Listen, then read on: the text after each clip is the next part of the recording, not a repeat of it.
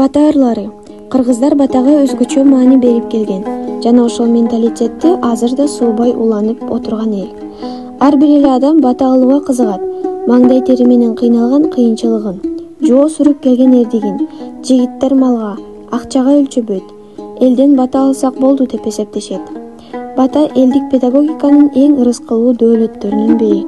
Тамак желип бүткөндө аксакалдар ошол үйдүн баласын тургузуп, эми бата тилегиле дейт. Балдар ордуларынан шып туруп, "О мейин" деп алакан жайып, бата тилеп калышат.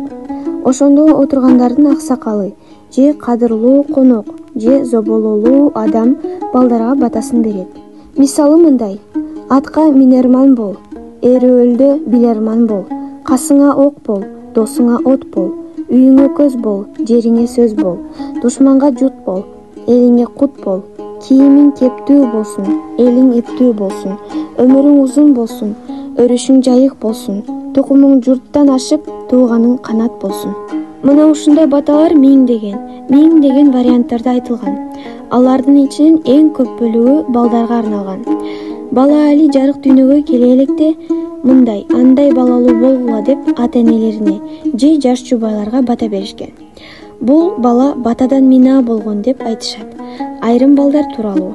Баталар баары эле толук уйкашкан, төгөрөгү топ келген ыр формасында болбой калышы да мүмкүн. Аларга жорго сөздүүлүк, уйкашкан кара сөз стили да мүнөздүү. Негизгиси баталар тилек тилөө, жакшы каалоо айтуу маанисин аркалайт.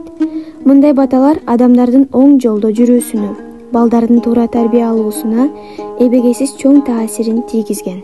Балдарды айтылуу, адамдын батасын алуу үчүн айлап жүрүп атактуу адамдарга алып барышкан, алардын астынан өткөн.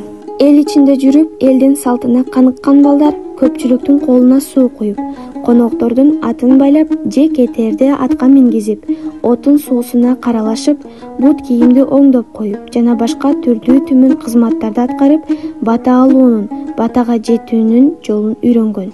Мүнөзүн, жүрүш-турушун бата алууга калыптанган.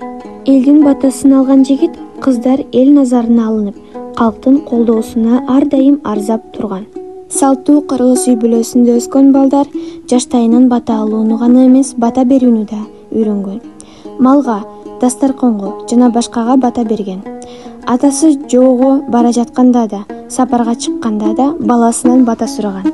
Демек, бата баланын кан жанына өтө жашынан сиңип, аны жөн гана бир айтыла берүүчү сөз катары кабылдабай, баталарды кайтарымына алардын магиялык касиети бар экендигине ишенген. Атадан калган ак бата, ар адамга бап бата, арамзаада бузукту арабыздан тап бата.